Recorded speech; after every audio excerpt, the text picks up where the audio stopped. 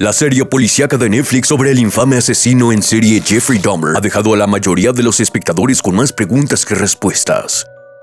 Mientras que a la mayoría de la gente, esta serie de 10 episodios le pareció extremadamente alucinante, otros no dejan de admirar la representación hiperrealista del estilo de vida asesino de Jeffrey Dahmer.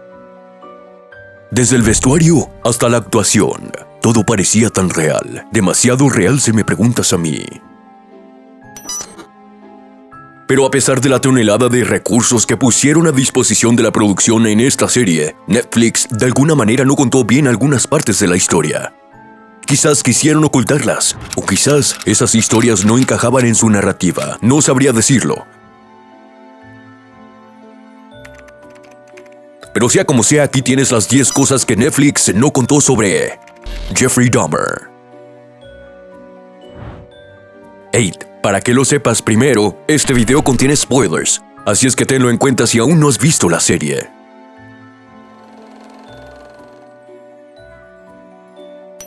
Los directores de la película retrataron el personaje de Dahmer como un sadístico mortal, pero en realidad, Jeffrey era una persona completamente distinta. Según la presentadora de TV americana Nancy Glass, Jeffrey se mostró muy colaborador en la entrevista que hizo. No se guardó nada. Habló con detalle de sus distintos asesinatos, lo cual, para un convicto, es algo extraño. En la serie Dahmer hay una escena en la que Jeffrey roba una bolsa de sangre para satisfacer sus fetiches caníbales. Pero esta escena ocurrió en realidad de un modo completamente distinto. Según declaró Dahmer en una entrevista antes de morir, en realidad se bebió la sangre que encontró en un frasco de sangre en la azotea del centro donde trabajaba. Jeffrey también dijo que sabía horrible, así que la escupió inmediatamente. Y en caso de que esta escena te pareciera perturbadora, en realidad Netflix la filmó así para aumentar el efecto dramático de la serie.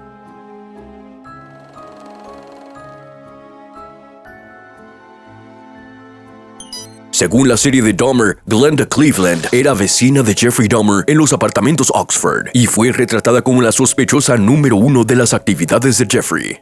También vimos una escena en la que Jeffrey ofrecía a Glenda un bocadillo de aspecto muy raro para comer. Ahora bien, en realidad Glenda y Jeffrey nunca fueron vecinos. Es más, ella ni siquiera vivía en los apartamentos Oxford. Aunque vivía en un edificio adjunto a los departamentos Oxford, y en realidad sospechaba mucho de las actividades de Jeffrey, no fue ella a quien Jeffrey le ofreció el sándwich raro. Fue otra señora llamada Pamela Bass, la verdadera vecina de Jeffrey Dahmer. No hay indicios de que Jeffrey y Glenda se conocieran antes de que ella lo encontrara en la calle con una de las víctimas de Jeffrey, Conrad Synthasophone, antes de su muerte.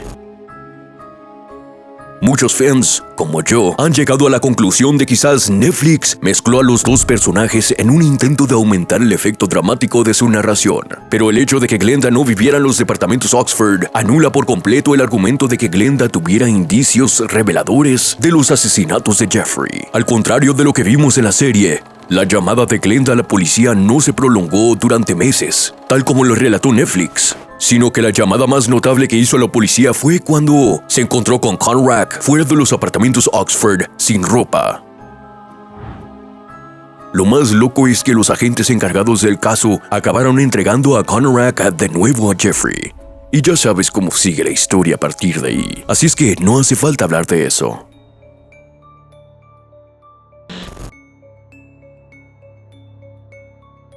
Viendo la cantidad de detalles que tuvo en cuenta Netflix al hacer esta serie, es tentador creer que todo se representó de acuerdo a los hechos reales, incluso las noticias de televisión de la serie. Pero, de nuevo, eso está muy lejos de la realidad. El comienzo de la serie muestra a Glenda viendo las noticias sobre 5 policías blancos que golpean a otro policía negro que era policía encubierto en Milwaukee, Wisconsin. Aunque esto pudo ocurrir realmente en Milwaukee, no hay pruebas que demuestren que ocurrió durante el periodo de los asesinatos de Jeffrey Dahmer o inmediatamente después. En la serie aparece otra noticia sobre un incendio en una ciudad llamada Stanford. Si Stanford no te suena de nada, es porque no existe, al menos no en Milwaukee. Así que quizás la auténtica narrativa de Netflix no sea tan auténtica después de todo.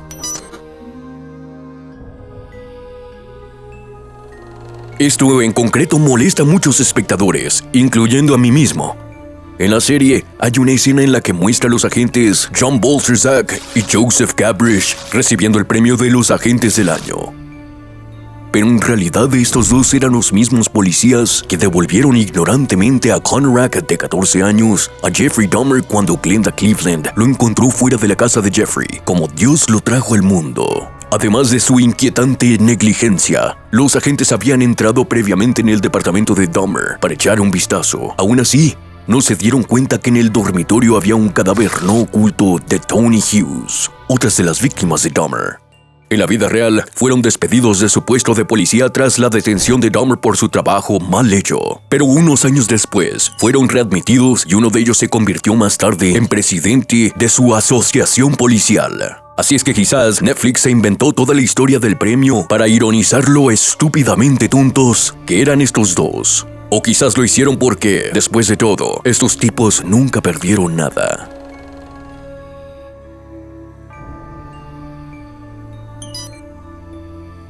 Sandra Smith era la hija de la principal protagonista de la serie, Glenda Cleveland. Sandra era un tercio del grupo del trío que encontró a Conrad afuera del departamento de Dahmer la noche en que murió. En la serie aparecía Sandra detenida por agredir a un curioso y destrozar su cámara. Pero en realidad esto nunca ocurrió. Tal vez fue otro argumento de Netflix para encariñar emocionalmente a los espectadores con el personaje de Glenda Cleveland.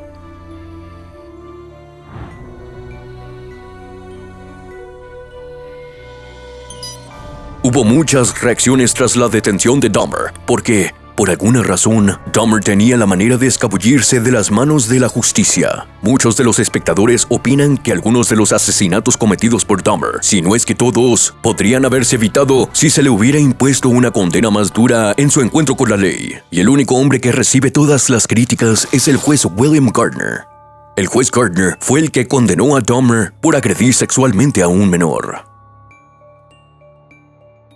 Recibió reacciones masivas por su sentencia relativamente indulgente con Dahmer, que entonces solo era un delincuente sexual. Y la realidad es que, si Dahmer hubiera recibido una condena más dura, no habría cometido los asesinatos que finalmente cometió. Otro hecho que la serie no destacó fue el de su agente de libertad condicional, Donna Chester. Donna Chester fue asignada para controlar a Jeffrey al menos 2 veces al mes tras su condena, pero por desgracia, fue entonces cuando empezó la racha de asesinatos de Jeffrey, y Donna Chester nunca hizo su trabajo. Es triste pensar que se podrían haber salvado las vidas de varios jóvenes si tanto el juez como la agente de libertad condicional hubieran hecho mejor su trabajo.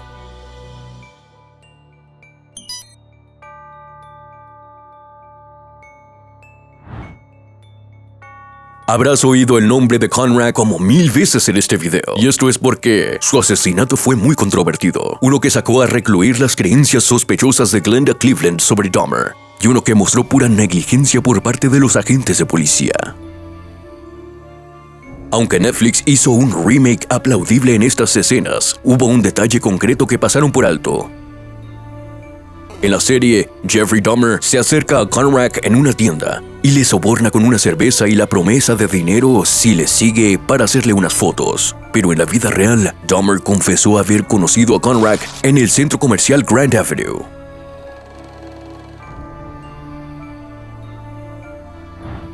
Según la serie, supimos de un hombre que pasaba haciendo footing por delante de la casa de Dahmer todas las mañanas. Cuando Dahmer se obsesionó enormemente con el corredor, su obsesión se convirtió en una intención asesina de matarlo. Empezó a imaginar que atacaba el corredor con un bate de béisbol. Sus pensamientos acabaron convirtiéndose en planes reales. Para llevar a cabo su retorcido plan, Dahmer esperó el corredor en un arbusto cercano, a lo largo de la ruta habitual del corredor, y acudió con el bate de béisbol.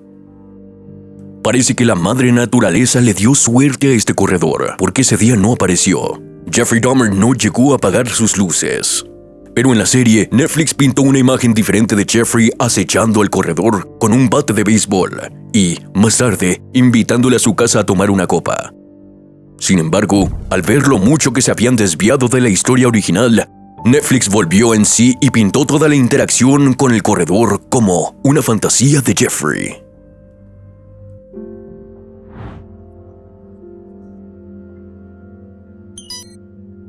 En el séptimo episodio de la serie, Glenda Cleveland conoce a Dean Vaughn, un nuevo residente de los apartamentos Oxford. Más tarde, se le ve hablando con Dahmer en el pasillo y parece visiblemente preocupada.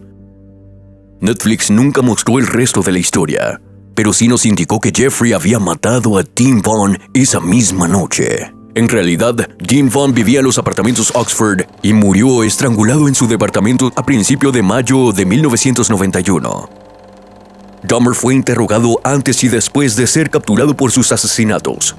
Pero en ambas ocasiones, Dahmer negó realmente conocer a Dean Vaughn y no había ninguna prueba que sugería que hubiera cometido el crimen. Hasta hoy, la muerte de Dean Vaughn sigue siendo un misterio.